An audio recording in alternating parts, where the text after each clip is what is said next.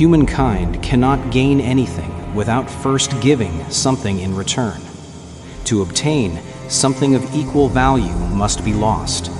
That is alchemy's first law of equivalent exchange.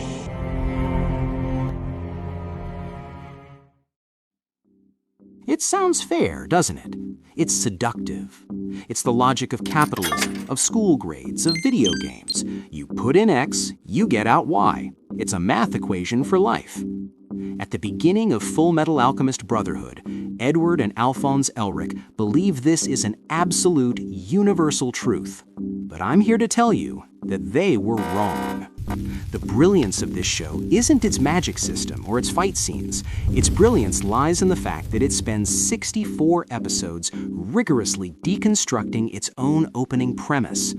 Fullmetal Alchemist is a philosophical masterpiece that teaches us that trying to balance the scales of life will only leave you empty. A beautiful, comforting, and ultimately hollow deception that the characters have to unlearn to find any real truth at all. And today, we're diving deep into the real lessons of Fullmetal Alchemist, the ones that hurt and the ones that heal.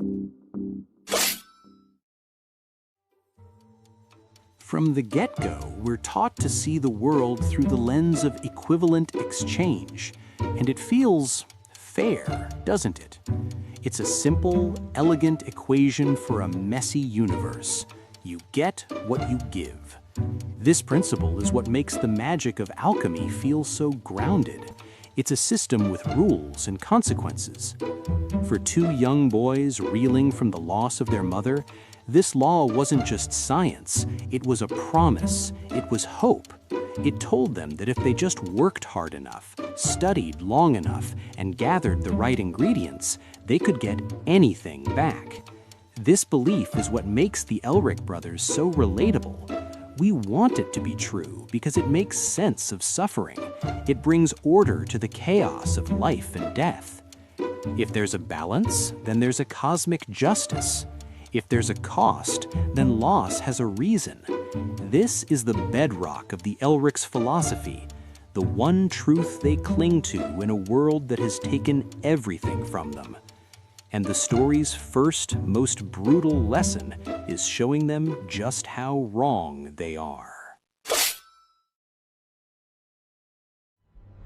The first and most devastating crack in this law is the very act that kicks off the story, the failed attempt to resurrect their mother, Trisha Elric. The boys followed the recipe to the letter. They calculated the cost. Water, 35 liters. Carbon, 20 kilograms. A whole cocktail of elements to rebuild a human body. They paid the price on the label. But the law in that moment revealed its horrifying fine print. What they got back wasn't their mother. It was a monstrous dying effigy. And the cost wasn't just some chemicals off a shelf. It was Edward's leg, and then his arm to save his brother's soul. It was Alphonse's entire physical body. The equation was catastrophically unbalanced. They paid a price beyond measure and gained only trauma and despair. This is the story's opening argument. When it comes to things with immeasurable value, like a human soul, the cold math of alchemy completely falls apart. A soul can't be quantified, created, or traded. The law they thought was absolute turned out to be a cruel joke. And this failure becomes the painful catalyst that forces them to search for a much deeper truth. The irony was cruel. Al, who just wanted to feel his mother's warmth, lost his body and his ability to feel anything. Ed, who thought he could stand on his own 2 feet and fix everything, lost his leg and his brother. As the brothers journey on, the world systematically dismantles their childish faith in equivalent exchange, piece by agonizing piece. The first and most tempting lie is the Philosopher's Stone. It's presented as the ultimate cheat code, a way to bypass the law entirely. But its power source reveals a terrifying truth. The stone isn't some rare mineral, it's a condensed mass of human souls.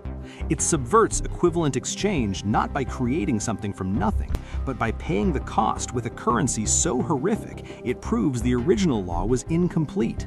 You can bend the rules, but only by destroying the very thing the rules were meant to protect: human life. And if the Philosopher's Stone is the loophole, then Father and the Hohenheim are the living, breathing contradiction. Father exists completely outside the natural order. He is a being who takes without giving.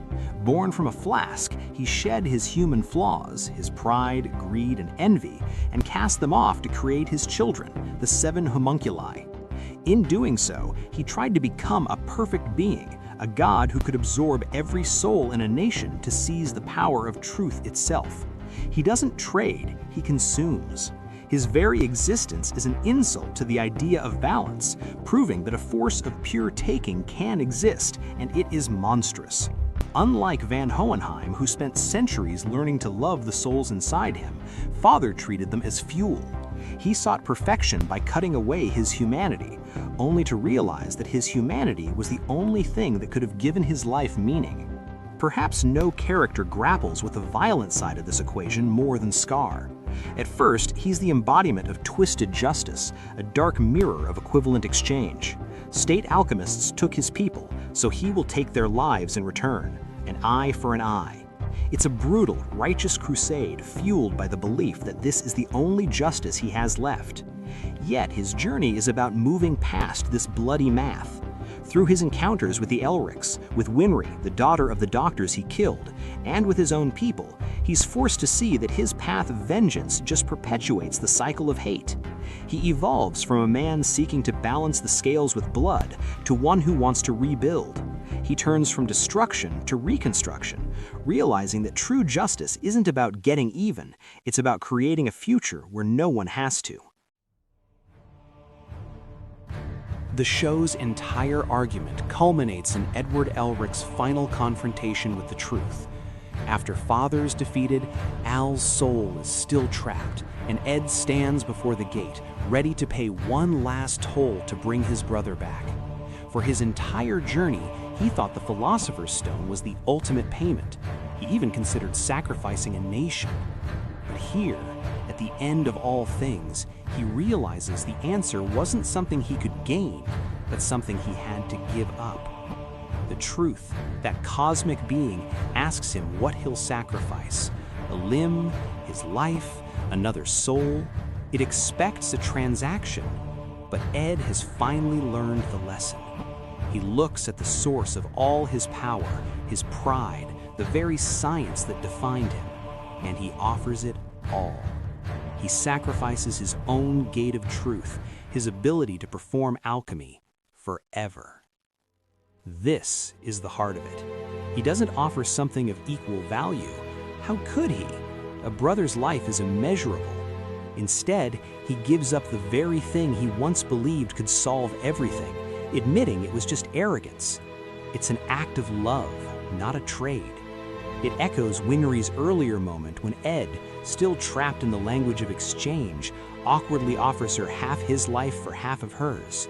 She rejects the whole idea, shouting back that she'll give him all of it.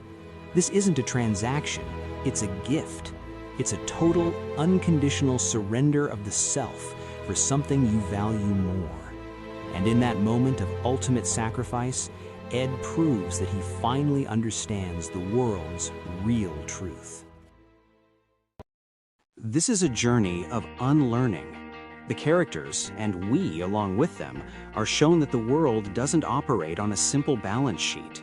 If you're enjoying this deep dive into the philosophies that shape our favorite stories, consider subscribing and hitting that bell. We're always deconstructing the narratives that stick with us, and we'd love for you to join the conversation in the comments. What was the moment that made you question equivalent exchange? So, was equivalent exchange a lie all along? Yes and no. It's not a universal law of morality, but it's a starting point, a child's understanding of a complex world. Think of it like training wheels for philosophy. It teaches a crucial first lesson. Actions have consequences, and you can't get something for nothing. But the story's entire journey is about growing beyond that simple rule.